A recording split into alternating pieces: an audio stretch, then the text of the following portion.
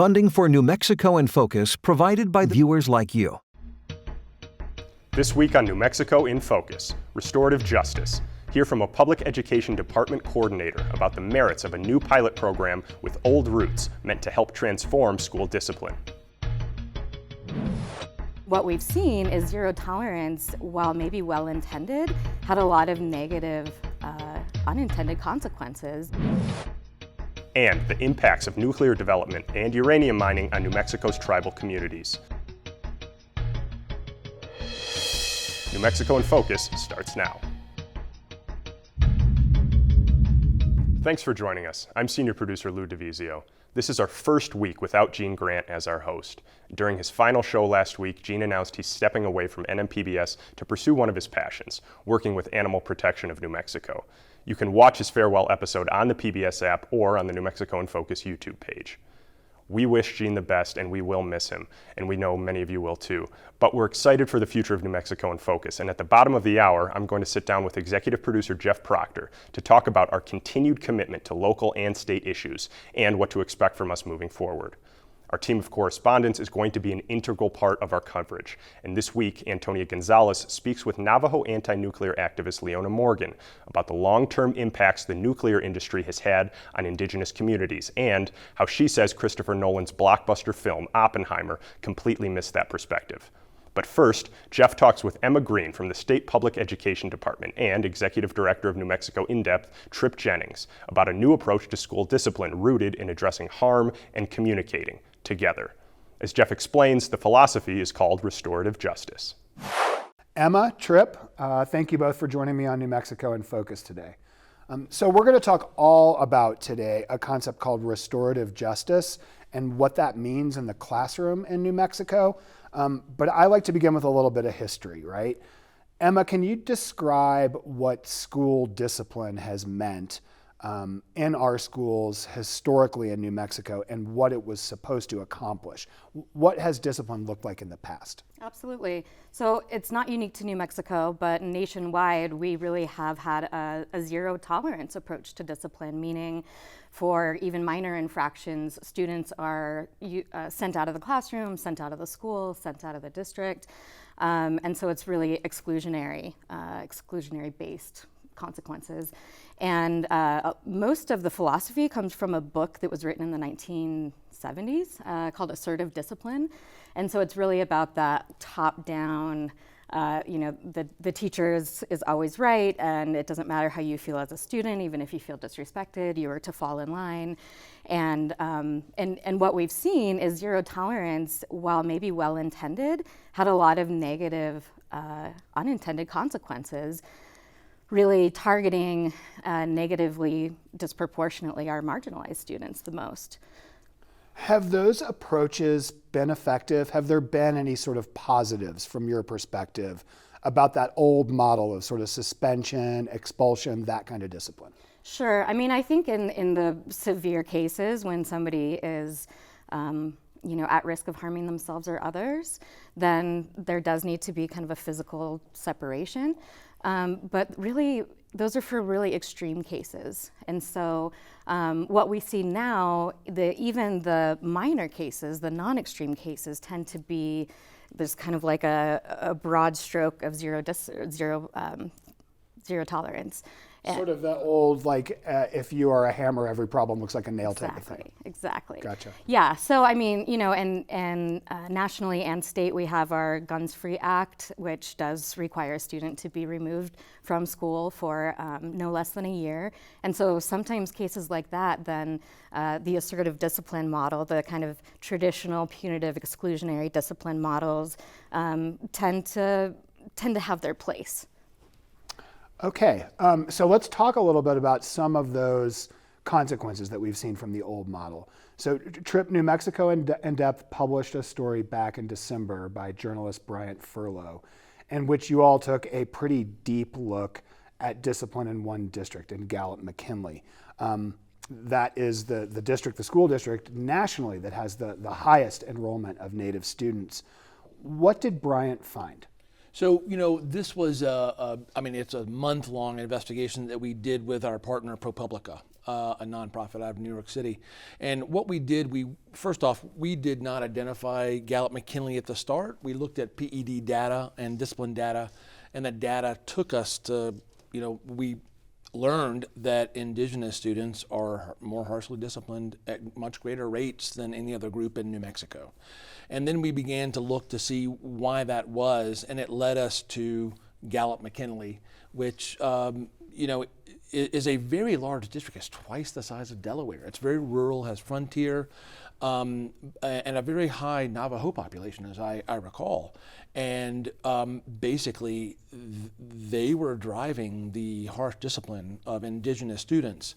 What we did was we looked at the data, we analyzed the data, we went double-checked the data, triple-checked the data, tried to talk to the school system, and then we published our story. And what we found was a lot of what Emma was talking about, which was, in one case, there was a 13-year-old student, Matthew. Identified as Matthew. We didn't identify him as his last name, but Matthew, who, was written up on several, I think it was probably disorderly conduct charges, which gluing a chair, knocking on a principal's window and running away.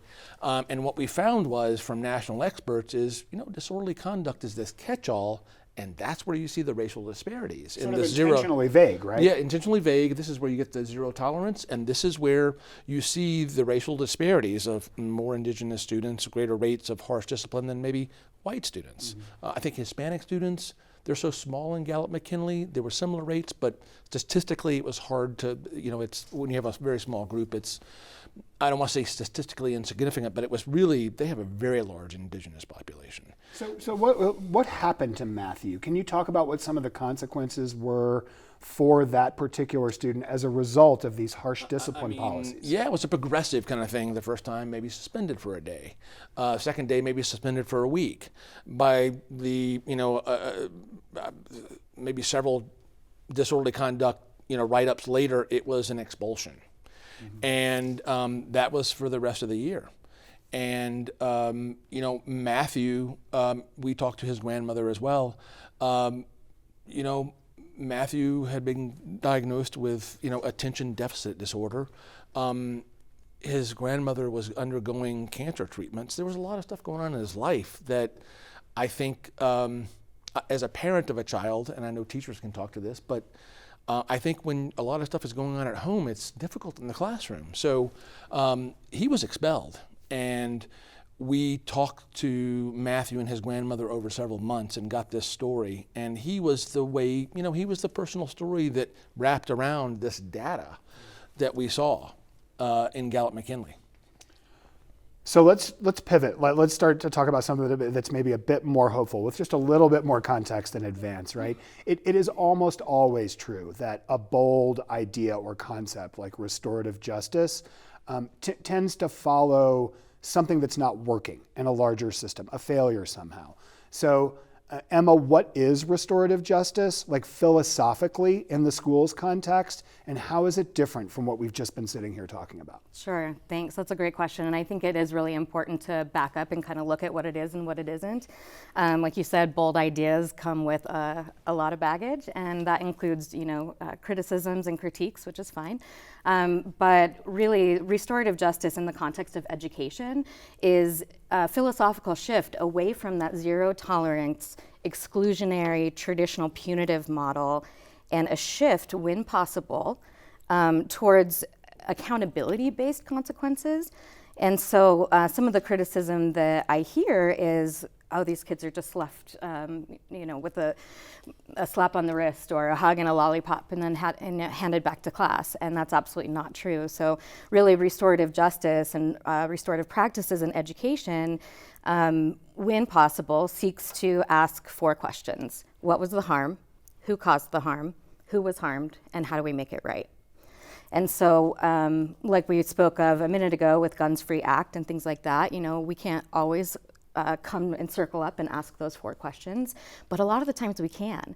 And so really what it does is it centers the people who were involved in the harm, and it honors their humanity and really centers relationships first, saying instead of a rule was broken, some relationship was harmed. So even in like classroom behavior management, if we've got a kiddo who's constantly on his phone or her phone and has been asked multiple times not to and is breaking kind of the classroom agreement of no phones, the harm that's being caused there is this teacher's trying to teach, right?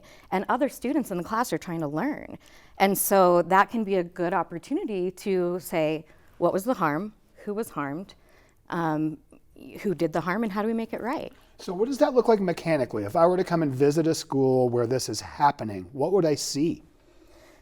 So it depends on when you visit the school in the timeline of implementation. So I really want to make it clear to folks that this is not an event. It is a process as far as implementing restorative and making that shift from our exclusionary to our restorative. And so it takes about 3 to 5 years to make that shift. So if you entered into a school that is maybe in their first year of implementing, you'll see a lot of community building talking circles, checking in the morning, even asking like on a scale of FIST to 5, FIST meaning you're a 0 and not feeling very good, 5 being like best day ever, let's just do a quick check-in. And some kiddos don't feel like sharing why. So it's okay to say like, just show me a number. Because if you've got a kiddo who's like, I'm 5, I'm 5, I'm 5, and then they're coming to school and they're like, I'm a 0, I'm a 1. It's not groundbreaking information necessarily, but it's a good cue to know something's going on there. Something might be going on at home.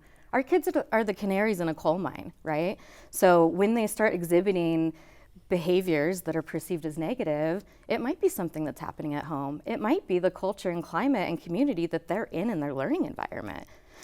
So Bryant did a follow-up story for New Mexico in Depth on this restorative justice approach and a pilot program that I know you're involved with the Public Education Department. What is that program and how were the schools chosen? Perfect. That I can speak to quite easily. So the pilot program is called the Prevention, Response, and Resiliency Program. And we were able to bring 12 schools into our first year cohort. They are cohort number 1. They're getting ready to move into their second year as the school year kicks off. And they were chosen based on a competitive application process where a review committee reviewed their applications. We had a scoring rubric on who scored the highest around like their readiness, their level of buy-in, not only personally to implementing, but also kind of the level of buy-in maybe among staff and admin. And so we got 36 applications in our first year, which I thought was pretty good.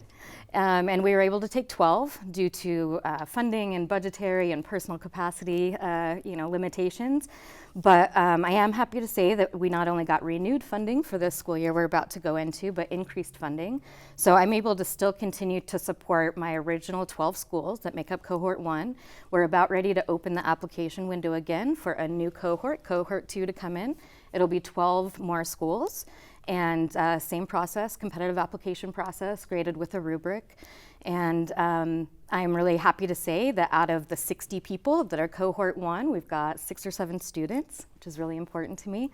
You know, our education system is supposed to be for our students, but yet they're conspicuously missing from the design.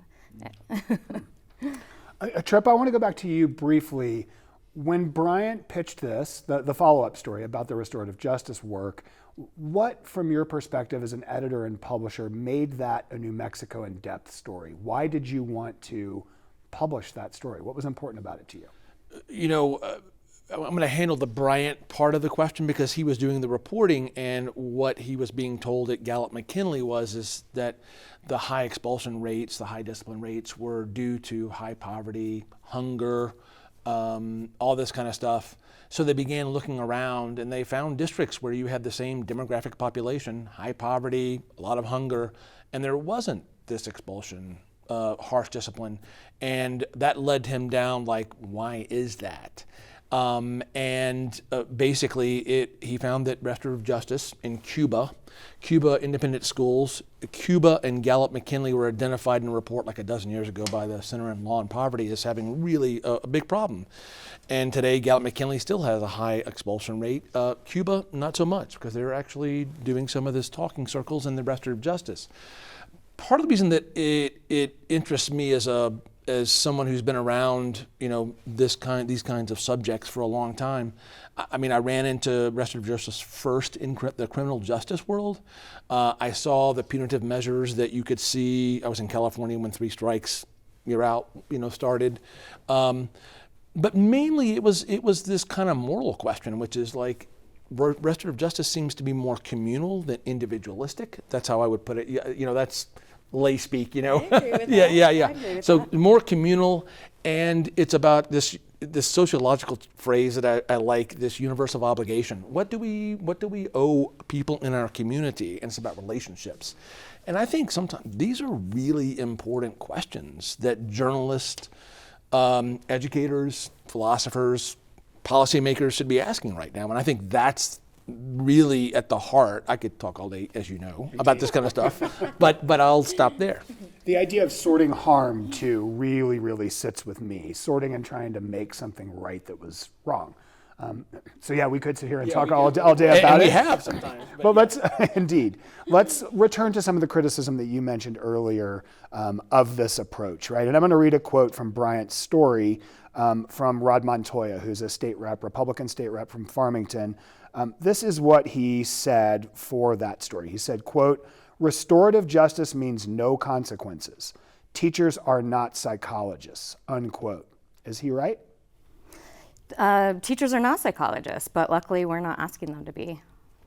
And I would say he's wrong in the no consequences. I have done over 300 talking circles, some that were just community building and some that were actually what we call tier 3, like a harm was caused and we need to figure out how to make it right. And I have never seen more accountability in any human than when somebody understands that they harmed somebody else, that maybe they didn't really realize the ripple effect of their action. They might think, oh yeah, well, I'm suspended from school, so they think that was the ripple effect. It started and stopped with me. No, well, mom had to take time off of work to come down here and even have this conversation with me and you kiddo right now. And so really trying to understand the ripple effects of one's actions. And what I love about it is we're teaching empathy, we're teaching perspective taking, we're teaching self-management. We're trying to build better citizens for our future, right? I mean, if that's not what education is for, then I don't know what it's for. You use the word accountability instead of the word consequence, which I find incredibly interesting. And I want to ask one more question about this approach. As schools adopt this and your pilot program expands and maybe PED takes on a little bit more of this, should we expect this as a total replacement for the system that existed before? Does this process, this philosophy, apply to every time a kid misbehaves in school? No, it doesn't. There are some of those cases, like I spoke about at the beginning of the show, around the Guns Free Act, and really each district gets to make their own decisions on how much or how little they want to adopt this. It's not a state statute, it's not a national mandate. And really what me and my program and my colleagues in the cohort are doing are illustrating that it's effective. We're always collecting data. And so we also know that it takes 3 to 5 years to see that data even shift.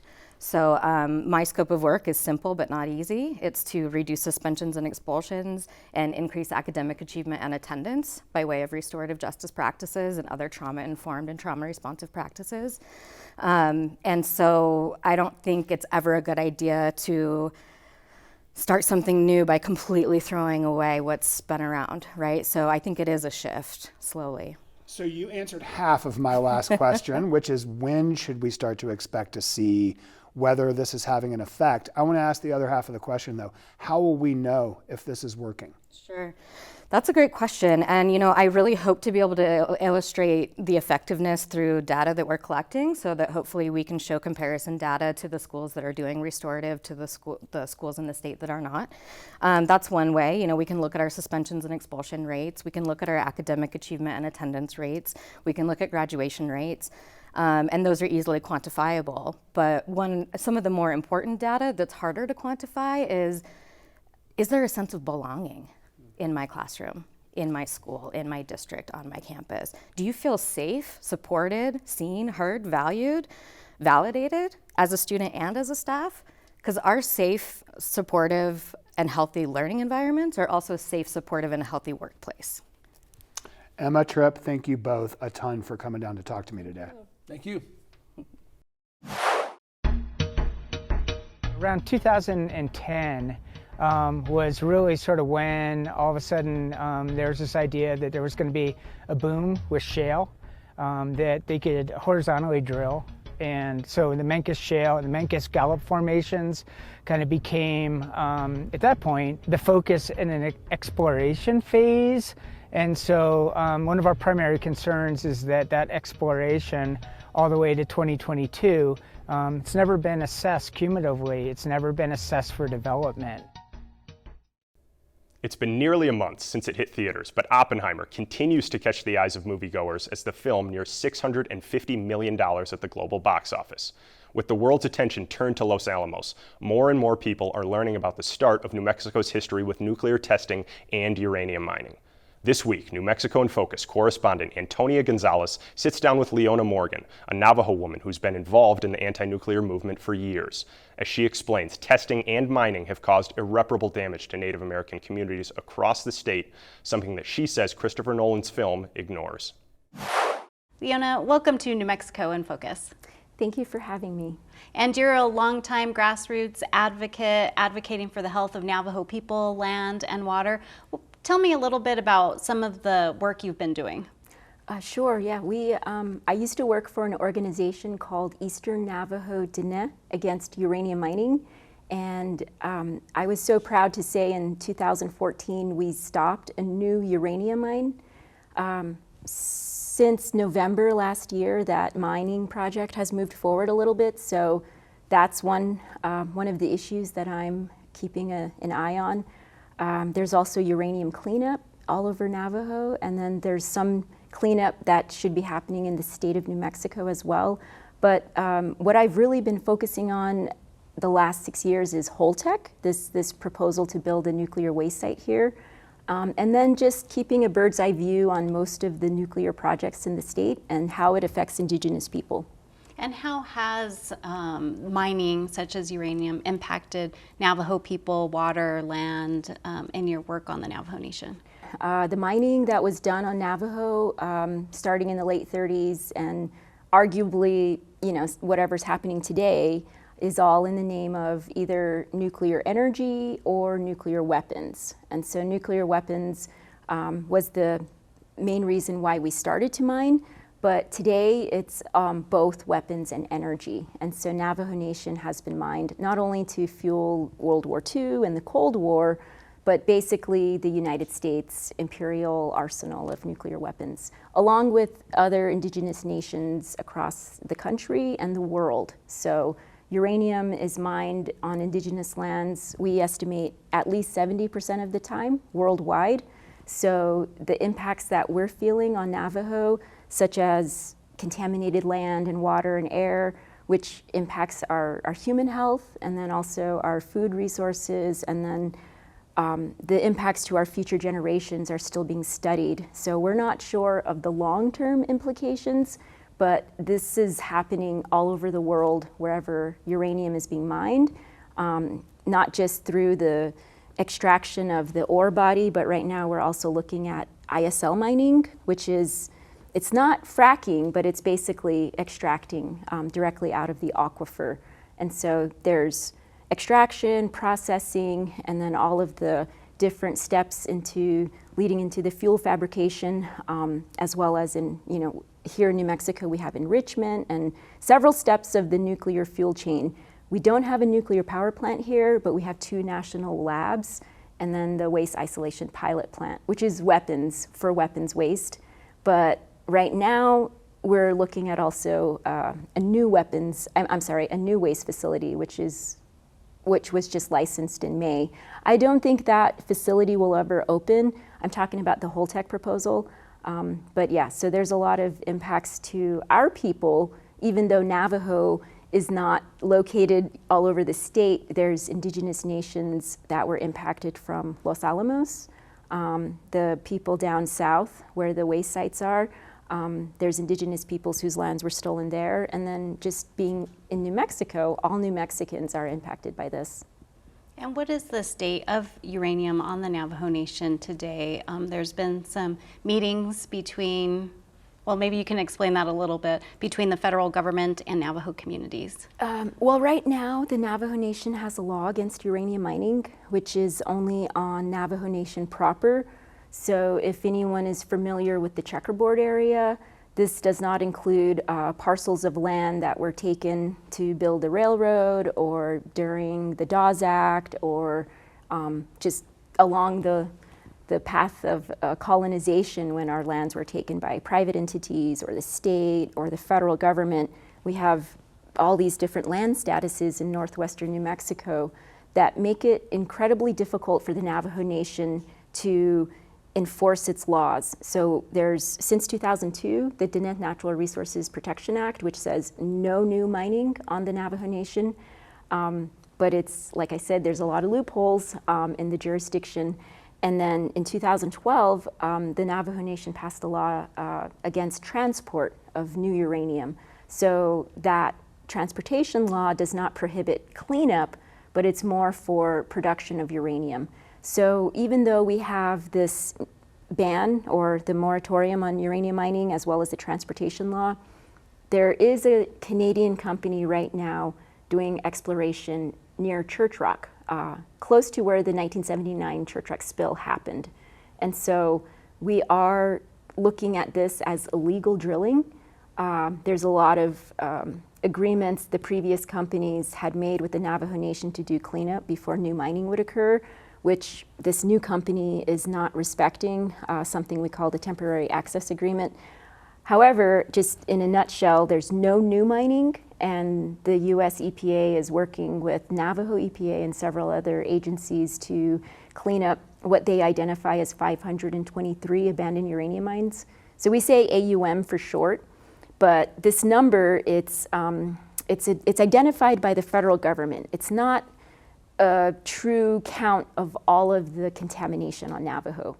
And so across the country, arguably there's at least 15,000 abandoned uranium mines, but on Navajo, they're looking at cleaning up these 523, and the course of cleanup is being led mostly from a top-down effort of the federal government telling the Navajo Nation what to do and what the limitations are.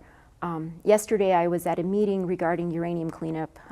In this situation, the federal government is telling the communities you have two options: a no action alternative or the alternative to clean up one community north of Church Rock by bringing the waste into Thoreau, an area that's not contaminated currently.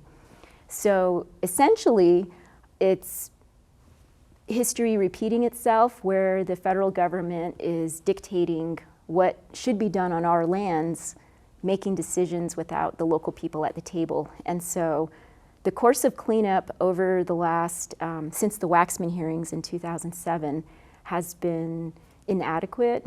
It's been very top-down, not including the community people at the table, but there's also no clear standards. There's no clear information from the federal government what they're doing. They give presentations, but a lot of the slides are not available online. So it's incredibly difficult for anyone following these issues to come to one place like a central reservoir, either online or a physical location, and get up to date with all of the cleanup, either in Western Agency or Eastern Agency, because Navajo Nation is huge, and there's a lot of cleanup happening all across the reservation, but there's no clear way for community people to input unless they're already involved with the federal government. So someone like me or any Diné resident who wants to learn about these issues, it takes a lot of work to find out what's going on. And so the previous Navajo EPA Executive Director, Daryl Yazzie, he was quite vocal about how he was opposing the federal government dictating to Navajo what they can and cannot do.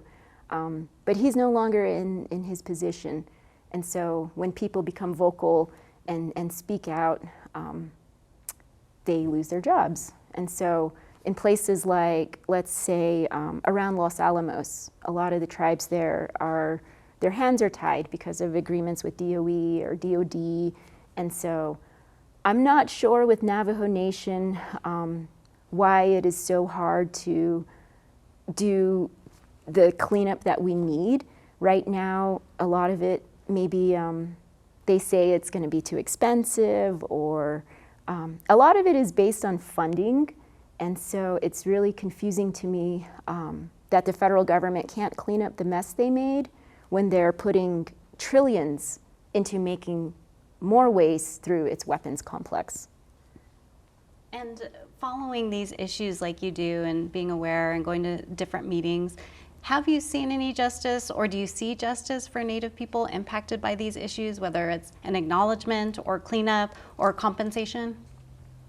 No, I think there's non-Native communities where the federal government has, they've done complete cleanup by moving huge piles of waste in white neighborhoods or in places where water resources might be at risk. But these are not on the Navajo Nation. And so I don't think in anywhere in the world there has been cleanup to pre-mining conditions. And so when you say justice, first we think about human justice. We think about the people and what they want. And most people who had been impacted by uranium mining were not given first the information. They were not educated before the mining started. So free, prior, informed consent was not there. A lot of times the background radiation levels were not recorded. So how can you determine if the cleanup is just? So for me, I think the just thing would be to not do uranium mining. When a community says no, the federal government needs to listen and not make the mess to begin with, because there has never been any justice for the cleanup, for nuclear experiments on human lives, for the waste piles that are blowing all over the country. And the saddest thing is our relatives, many of our relatives have died not knowing that they died from radiation exposure or as a victim of the Cold War, or, basically for something they had no idea, they did not consent to. And these issues are, being talked about a little bit more with the new Oppenheimer movie being released. You saw it. What were your thoughts? I went to see the movie because as a person who works on uranium mining, my focus is more on the human impact at, we call uranium mining the front end of the nuclear fuel chain. And the back end is the nuclear waste. And so I actually, I'm not an expert on the weapons complex. I'm very aware of the uranium coming from Africa, from Shinkolobwe uranium mine, where people were mining it with their hands. So we talk about the injustices to Dene uranium miners, but imagine the injustices to people in Africa. Like today we're hearing about the cobalt mining by children. So the mining that occurred for the Manhattan Project was incredibly dirty and contaminating and went unaccounted for. The governments and the industries don't even mention Shinkolobwe uranium mine. And so I want to start there. I mean, we can go all the way back to the doctrine of discovery and the tools of colonization that we are aware of today that resulted in the stealing of our lands. And so going back to the Oppenheimer movie, they took the uranium from Africa. It traveled all over the country to be processed, and they finished the project here on stolen lands. And this is something that many people don't know, that the first test was also here in New Mexico. And so the people, the downwinders of the Trinity test, they were never acknowledged, informed, apologized to, or compensated, by the federal government for using not just their lands, but basically making them guinea pigs in this first nuclear test. And so when I saw the Oppenheimer movie, I was just looking for any evidence of uranium mining or evidence of New Mexico. I mean, besides the beautiful landscape, I think the actor's belt buckle was maybe a silver belt buckle made by some native person. Other than that, it was complete erasure of the theft of land, the environmental impacts, the history, not just in New Mexico, but across the world and the country, of those that were impacted by the Manhattan Project, who are still impacted today. It also didn't talk about the deaths in Japan, the people who, some of them were vaporized, and the things that happened there, the atrocities, were completely left out of the movie. July 16th is the anniversary of the Trinity test. So on July 16th, there's people in New Mexico that remember that day because it's the first day there was a nuclear test. On July 16th, 1979 was the Church Rock spill. So we have two nuclear disasters that are remembered in two parts of the state on the same day. And then a couple weeks later, in Japan, they have their commemoration on August 6th and August 9th. All of these were left out of the Oppenheimer film, the human impact. And then the other things I saw from the movie were just not just the erasure, but the extractive nature of colonial forces, such as taking not just the resources and the physical materials to make the bomb, but Oppenheimer was in love with New Mexico. He loved this land. He wanted to combine physics and New Mexico was, one of the lines in the movie. And I remember cringing when he said that. It hurts, inside my body. I don't know how many times during the movie the theater was completely filled. I was feeling like so many emotions, but you're in a public space, and so the hurt, the anger, the rage, there was a lot of emotions that I felt throughout the movie, but I think a lot of it, the bottom line is I wasn't surprised. There was no surprise that Hollywood, a film created by, what I want to say is that this film is basically rooted in white supremacy and is continuing the status quo of erasing the true nature, the true history of our country in order to perpetuate more nuclear violence.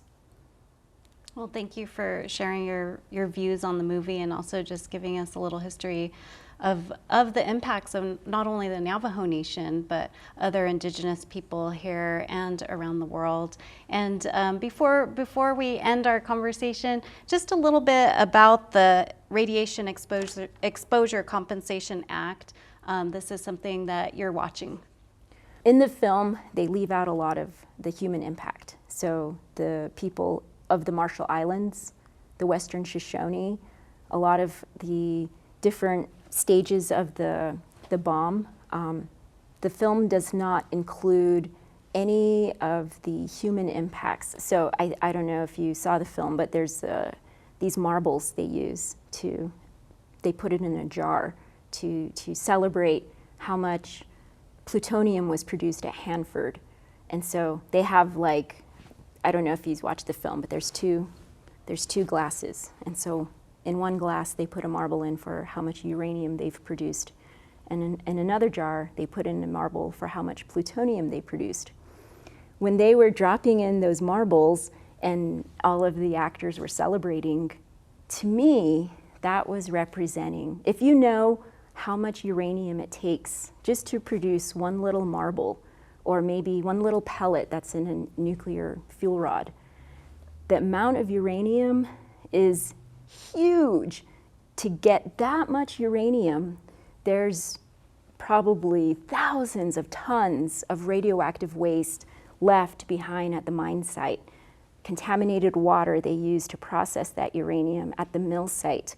All of that contamination that is erased. I can see it in those little marbles, all of that suffering, all of that cancer, and those people were never compensated. That's what was left out of the movie. I mean, people just see marbles because they're probably made of glass. But the reality is, those are people's lives. Those are our families in New Mexico. That's how many deaths that were not accounted for. Right now, there's this thing called the Radiation Exposure Compensation Act. In New Mexico, like I said, we have several facilities. There was so many nuclear facilities. We're a nuclear state, not just the uranium mining and the enrichment I mentioned. But what's happening now in the world is they're looking at developing more nuclear power because they're saying it's going to save us from climate change. And then at Los Alamos National Labs, they want to increase the plutonium pits. So all of these things collectively, it's funny to talk about cleanup, and it's funny to talk about RECA, because RECA is just a little Band-Aid on this huge problem that the United States needs to stop creating. So RECA, the Radiation Exposure Compensation Act, is a fund that was created specifically for people who were impacted by the nuclear weapons development. And it includes some people that are eligible for it, and there's a lot of criteria to apply for this fund, but Diné people and other people who were minors or impacted can apply for this fund. However, it was going to sunset last year. And so it's an incredibly important thing for not just Diné people, but people downwind of the Trinity site, and then also people who worked as uranium miners after 1971. Because these people were not included in the first RECA law. Right now, RECA was supposed to sunset last year, and because of the Tularosa Basin Downwinders Consortium's work, Post-71 miners and others, Navajo Nation, a lot of entities worked together to extend RECA, but there was only a 2-year extension. So right now, there's a proposal to extend it for 19 years, which is great. It should be extended in perpetuity, but this extension will include recognition for the downwinders of the first atomic blast, as well as others who were not included in that first RECA package. And right now, it is only an amendment in the Defense Authorization Bill. So the Senate has passed this RECA amendment, which is great. This is the furthest along that RECA for this particular expansion. However, the House needs to put the same conditions in this Defense Authorization Bill in order to see it pass through Congress. And so it's a good time if people are hoping to get this compensation or want to see that this compensation is passed. This would be a good time for anybody who's concerned to reach out and talk to their elected officials in Congress. Well, thank you so much for joining us here today on New Mexico PBS. Okay, thank you. Thank you, Antonia, for covering this important topic. Thank you to Antonia and Leona for that conversation. This June, the federal government formally announced protections for Chaco National Historical Park and a 10-mile buffer surrounding it. The change ends future oil and gas developments on federal land in the area, but industrialization is moving forward directly nearby. In a segment we first aired in December, Our Land senior producer Laura Paskus and Mike Eisenfeld of the San Juan Citizens Alliance highlight how these developments are impacting the landscape and the communities that rely on it. As part of our series about the greater Chaco landscape, we've shared interviews with the Pueblo of Acamas, Teresa Pascual, and Mario Atencio with Diné Care. Now, we bring you out into the field with Mike Eisenfeld of the San Juan Citizens Alliance to show you some of the energy development in northwestern New Mexico. Of course, a portion of Chaco Canyon and some archaeological and sacred sites are protected within a national park, but Eisenfeld showed us around a vast area outside the park boundary. As he explained to us, technological changes, especially what's called horizontal drilling, piqued interest in the southern San Juan Basin beginning around 2010. Since then, hundreds of new wells have been drilled, and there are plans for thousands. Yet, for more than a decade now, the federal government has continued to consider that development exploratory. San Juan Citizens Alliance and other groups too have continued to ask the U.S. government to study drilling's impacts more deeply and update management plans for northwestern New Mexico. Under the Biden administration, the U.S. Department of the Interior has talked about an Honoring Chaco initiative, which focuses on how to protect Chaco Culture National Historic Park and a 10-mile buffer around the park. But as Eisenfeld showed us, there is so much more to the greater Chaco landscape than just the national park. And there is also a lot more development out there than many New Mexicans might realize.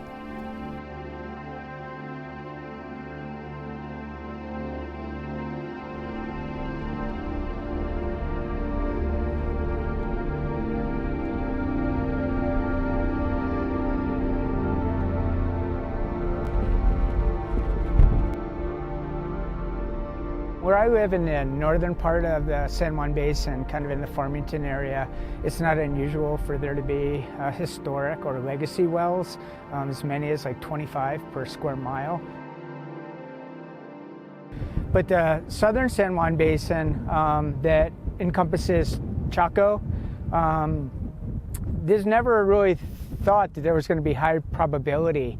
And so around 2010, was really sort of when all of a sudden there's this idea that there was going to be a boom with shale, that they could horizontally drill.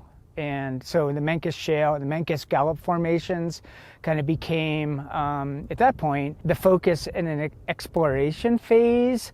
And so one of our primary concerns is that exploration all the way to 2022, it's never been assessed cumulatively. It's never been assessed for development. And there's all these other issues that are now prevalent in 2022 that need to be part of the mix, that are being ignored by the government agencies that have a vested interest in approving oil and gas.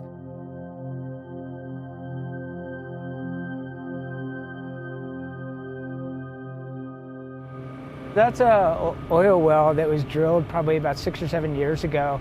And what you're seeing are sort of like oil tanks for collection of the oil.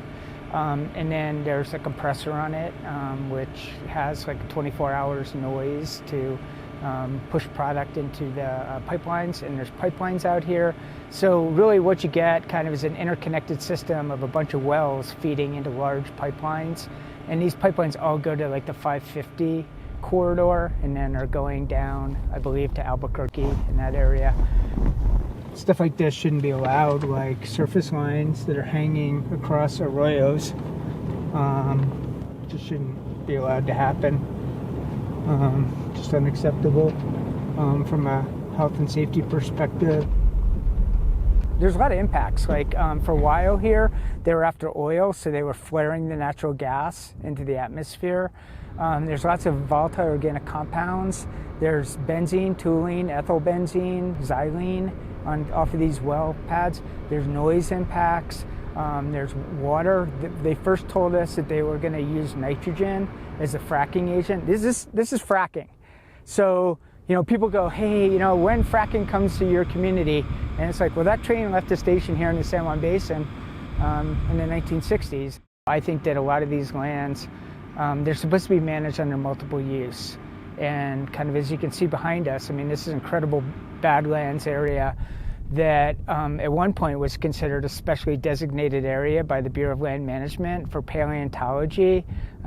Fossils probably everywhere, lots of petrified wood everywhere, but also just, you know, the cultural values of the greater Chaco landscape, which has never really been given the vetting that it deserves.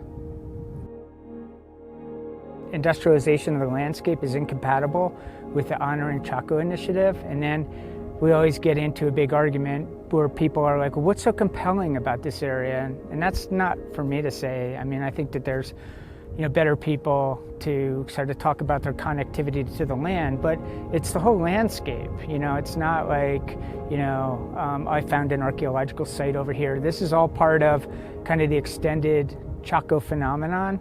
And I really feel like that should be the focus of these agencies, is to really consider kind of the legacy, like, and because so much of the rest of the San Juan Basin has already been drilled for oil and gas, I feel like these areas that are relatively pristine should have been kept pristine, and at sites like this, have impacts that have not been evaluated. So until they're evaluated, I think I'm going to be a bit concerned about the entire process. Oil and gas permitting need to do a way better job with maintaining the roads and maintaining the infrastructure. And then there's not a lot of money going back into these communities. That has to change.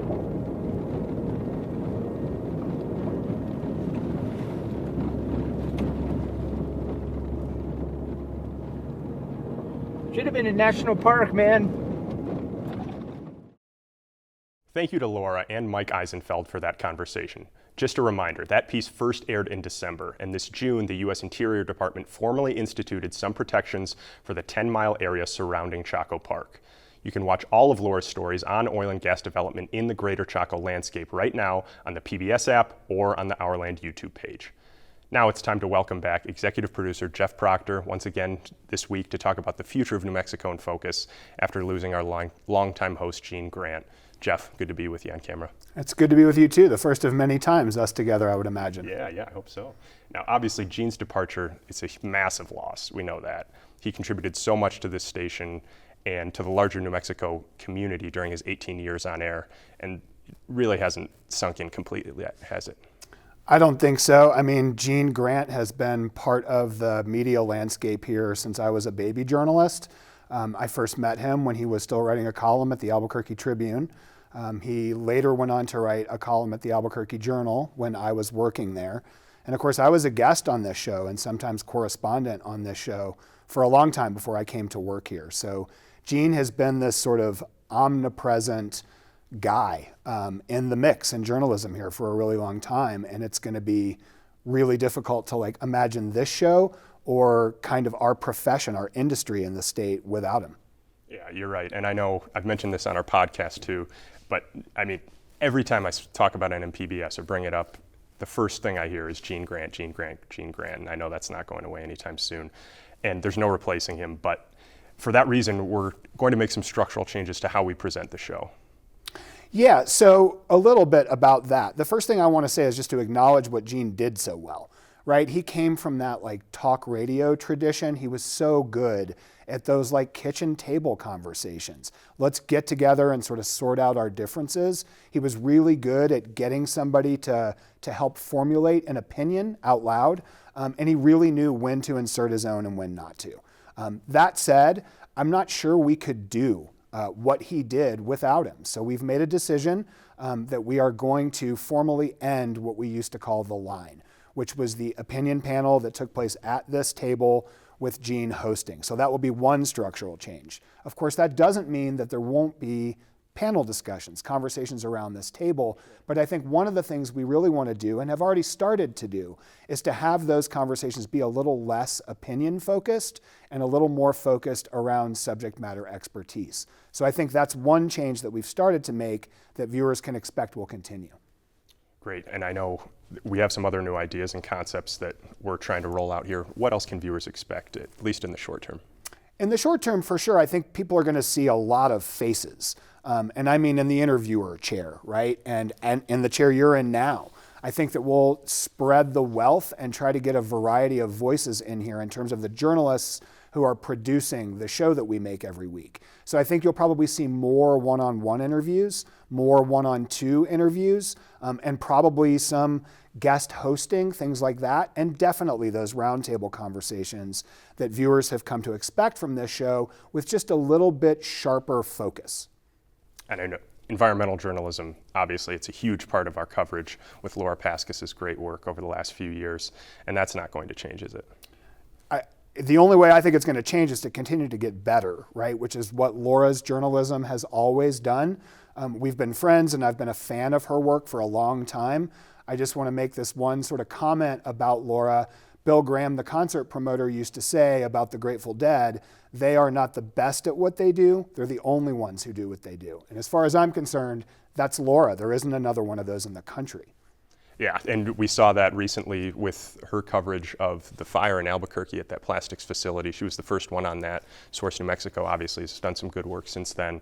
And we have an episode coming up next week, a special episode from Laura. We do. So Laura has been really interested for a long time in a private company called Holtec's plans to basically dump nuclear waste into the ground in southeastern New Mexico. One of the big advocates in the state for that project, a guy named John Heaton, Laura's been trying to talk to him for a really long time.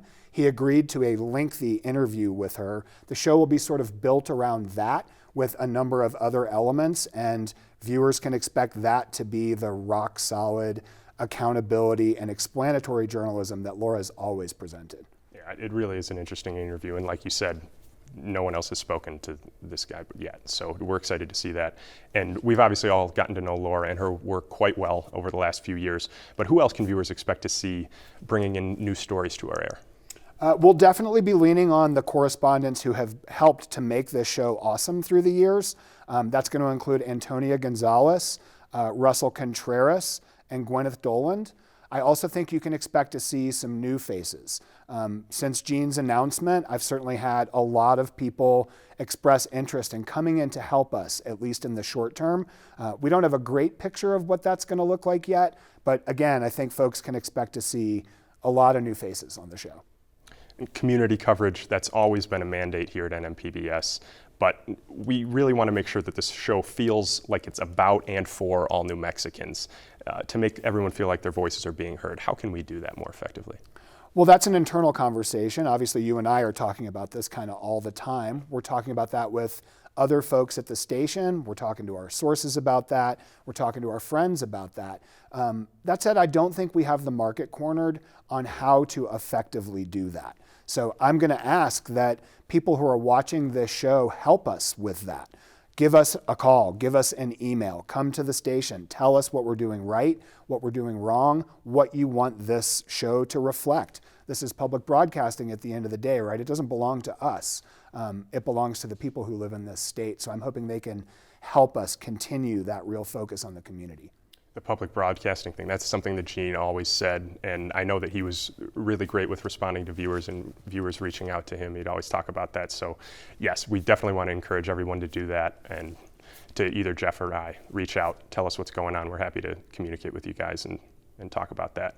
And Jeff, thanks so much. Looking forward to the future. Yeah, me too. Thanks, Lou. Yeah.